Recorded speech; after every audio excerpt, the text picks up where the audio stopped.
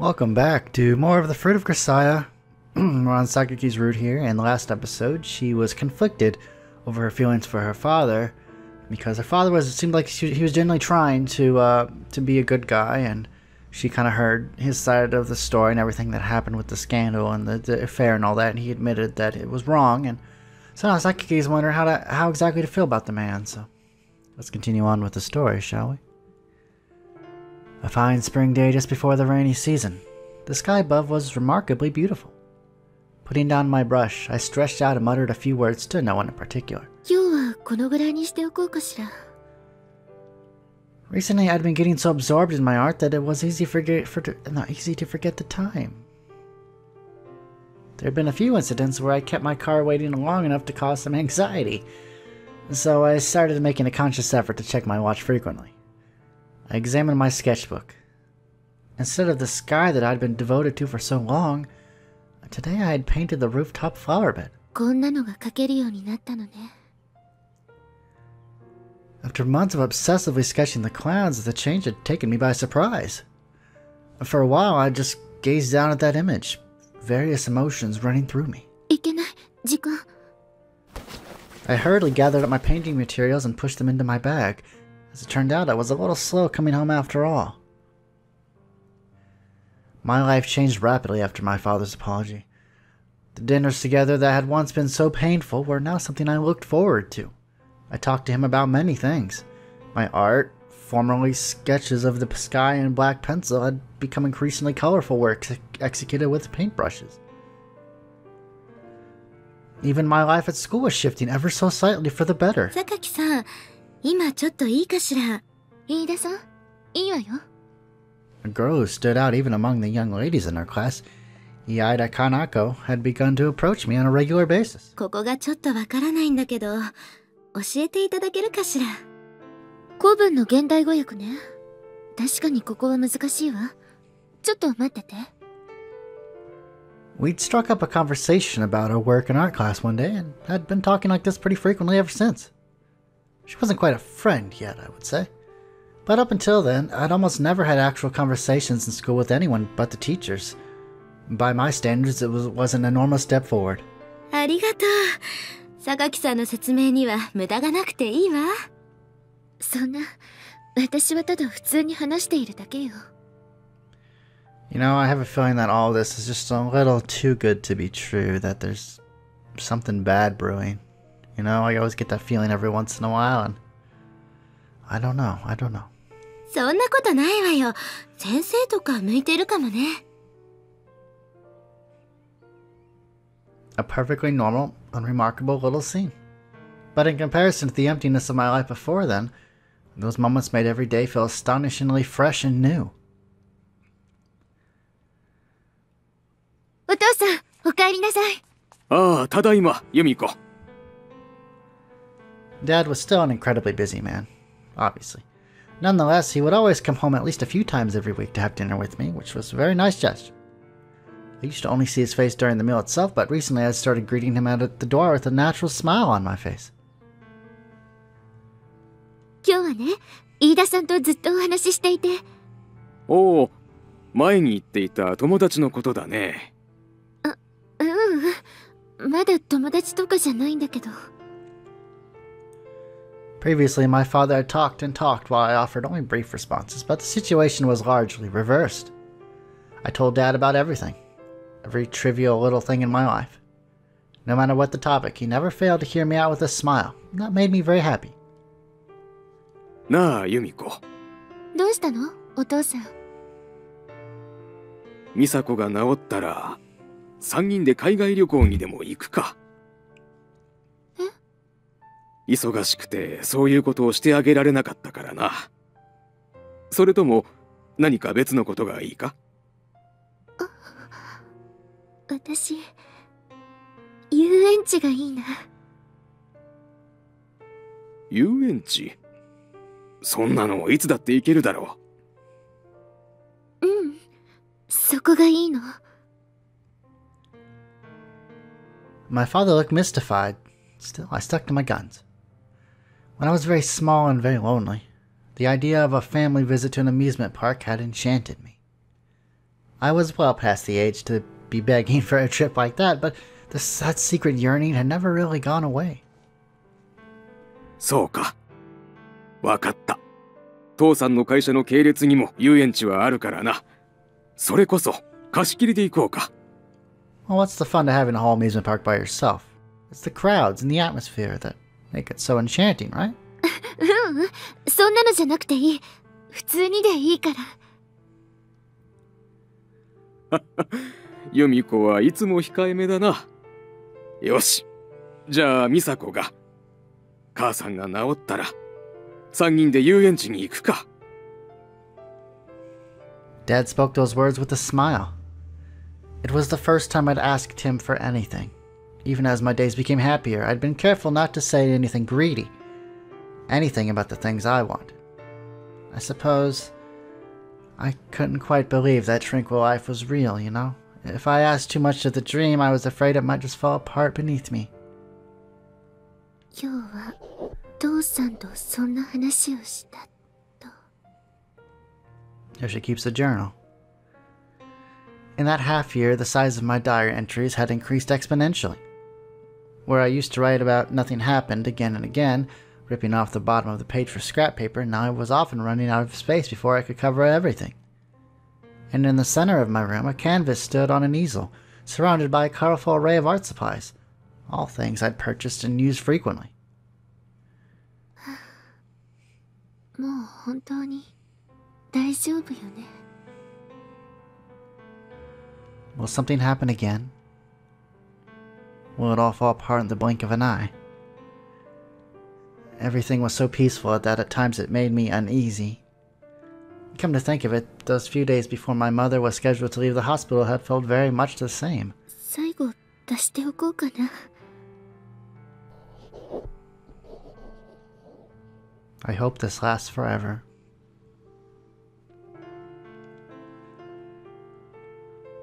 I'm quite sure I scribbled those words at the end of my diary entry. It was one small wish I would allow myself.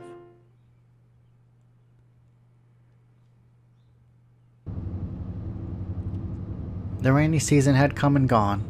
Summer vacation was fast approaching. It was a day like any other. Reading on the internet that the weather would be taking a turn for the worse in the afternoon, I called off my usual rooftop painting session and went home a little early. ここで止めてもらっていいですか？いいんですか？まだ少し歩きますが。今日はちょっと歩きたい気分なので。They said it would be raining in the evening, but for the moment it was a clear and pleasant summer afternoon. Therefore, I got out of the car halfway and walked the remaining kilometer or so home. There wasn't any real reason for that, it was just so on a whim. When I opened the front door and slipped inside, I found the entrance hall empty of the servants who were usually there to greet me. 誰もいない。It was probably because I returned home so suddenly. Even when I closed the door behind me, the hallway remained 台 silent. 所の方にでもいるのかしら。Not that it really bothered me either way, I began to move toward the stairs. ですので、そちらについても由美子様に気づかれないようにしています。What's this? But a voice from deeper in the hallway stopped me in my tracks. If that woman hadn't happened to speak my name at that very moment, I would have never known. Without a doubt, I would have shrugged, gone up the stairs to my room, and stayed completely oblivious. 私のこと？ I slowly inched my way down the passage, careful not to make a sound, and stopped just before a corner. From the other side, I could hear the three employees who usually met me at the door talking about something. 今のところ問題なく進んでいるようだな。はい、由美子様もすっかり旦那様に懐いているようです。What's going on? そうか。ならばいい。旦那様からは引き続き動向に注意しろと言われている。何かあったらすぐに報告するようにな。わかりました。They were speaking quietly, but I could make out their conversation clearly enough. 何のことを言っているの？ I shouldn't be listening to this. My throbbing heart was making that very clear. But my feet wouldn't budge, and my ears were intent on capturing every word of their conversation. しかし、こういう逆転劇もあるのね。びっくりしちゃった。後継ぎの息子が急逝したから、子供の中で一番成績のいい操りやすそうなあの子を引っ張ってくるとか、わかりやすいわよね、旦那様も。You know, I had a feeling something happened with his son that made him want to go for his only other child, right? So I knew something was up with that, but now it seems we have confirmation that his son had in fact died. I don't know if his son was born yet or not, but so now he's reaching out to the daughter so he could have someone take over the company. あの愛人、息子の亡くなった当日に出てったみたいよ。Oh, wow. そりゃ居場所なくしちゃうわよね。My body had begun to tremble. It was a part of the story I'd almost pushed out of my mind by now. That mistress and the boy she'd supposedly given birth to.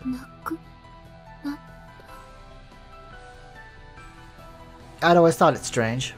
Why had Dad called for me when he did? Why suddenly approach a daughter you tossed aside once before? 旦那様もやることが徹底してるわよね。更新所使ってまであの子の情報を仕入れてさ、さも自分がちゃんと見ていたかのような取り繕い方して。Oh man. I thought that attention was his way of atoning for my mother's suffering.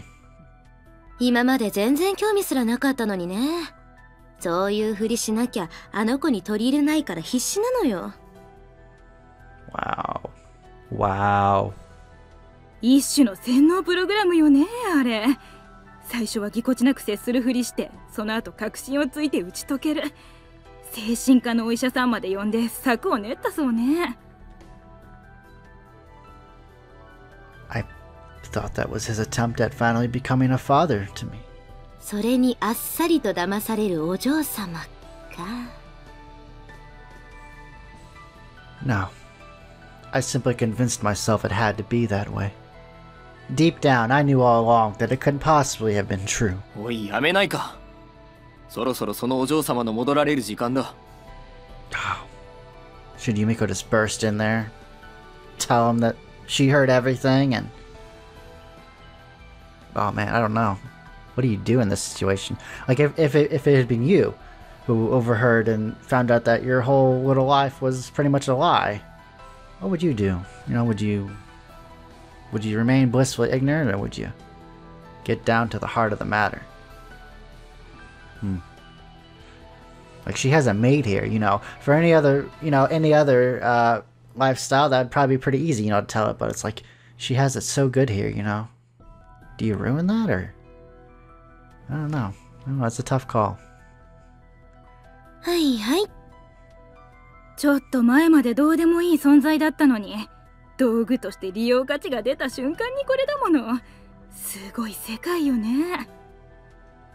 で、またどっかで男の子が生まれた瞬間、一気にお払い箱になると。そっか、その手がまだあったか。見てみたいわよね、その表変する瞬間。See, what I don't understand in his case, why doesn't he just, like, adopt a child? You know, adopt a kid. I don't know, maybe he wants a blood relative or something, maybe. It's like a family thing, I don't know. おい、いい加減にしないか。はいはい。With that languid response, the group dispersed. Even long after the footsteps faded away, I stood there in silence, perfectly still. An idle question occurred to me. What sort of an expression do I have on my face right now? What sort of expression do people make at times like these? I felt oddly detached from reality, as though watching a movie projected before my eyes by some hidden camera. Eventually, I took one step, then another. I dragged myself up the stairs on legs that didn't feel like my own. They said it would be raining in the evening, but it was a clear and pleasant summer afternoon. Therefore, I got out of the car halfway and walked the remaining kilometer or so home. There wasn't any real reason for that. There wasn't any reason at all. And so I could only curse God. I reached my room. It was far too quiet inside. I had almost begun to forget how painful the absence of sound could be. I'd almost begun to find the silence comfortable. よし。じゃあ、美佐子が、母さんが治ったら、3人で遊園地に行くか。Oh man. That bastard playing on her heartstrings like that. Man. なんでそんなことを平然と言えるの? Yeah, see, that's the worst part about it. He was putting on that act to make it seem like he was being a nice father, when it turns out he was just using her for his own gain. Using her as a tool. Disgusting. Scraps of notebook paper danced around me. Fragments of the word dad, fragments of the word happy, fragments of sentences highlighted in bright colors. A half year preserved in joyful words scattered throughout the air. The upper half of my painting was thick with dabs of blue and yellow paint. That was the first part to go. With a harsh rip, the cloth tore away from one of the screws holding it in place, and as the canvas curled in on itself, white paint fell to the ground like a dusting of snow. In the lightless room, white, blue, and yellow flew about. Shattered and torn, powerless and broken, they melted one by one into the darkness.